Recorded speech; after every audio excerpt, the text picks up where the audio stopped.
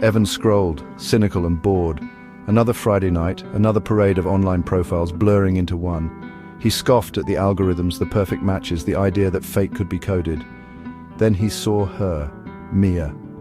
Her profile was simple, a picture of her laughing with wind-whipped hair, a quote from a book he loved.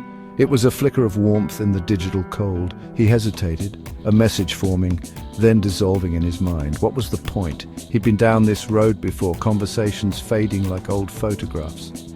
Still, something about her smile, the honesty in her eyes, drew him in. That quote's one of my favorites too, he typed, his finger hovering over the send button. He almost closed the app, cynicism threatening to drown the unexpected spark of hope. With a sigh, a surrender to the unknown, he pressed send.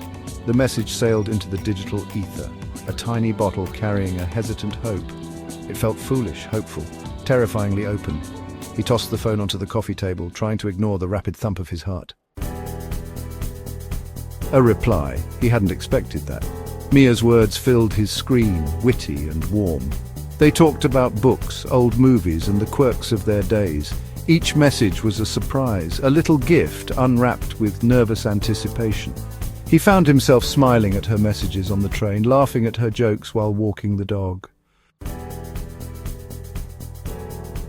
He started looking forward to their late-night calls, their voices a comforting presence across the miles. He'd pour himself a glass of wine, the city lights twinkling outside his window, and talk to her until sleep claimed them both. They shared their dreams, the ones whispered in the dark, the ones deemed too fragile for daylight. He told her about his writing, the novel tucked away in a drawer, the fear that choked his words. She confessed her fear of failure, the weight of expectation she carried on her shoulders. With each conversation, a quiet intimacy blossomed. It wasn't just the words, but the silences between them, the shared understanding that transcended distance. He found himself opening up to her in ways he hadn't thought possible, his heart a fragile thing entrusted to her care. The idea of meeting, once a distant dream, became a tangible possibility.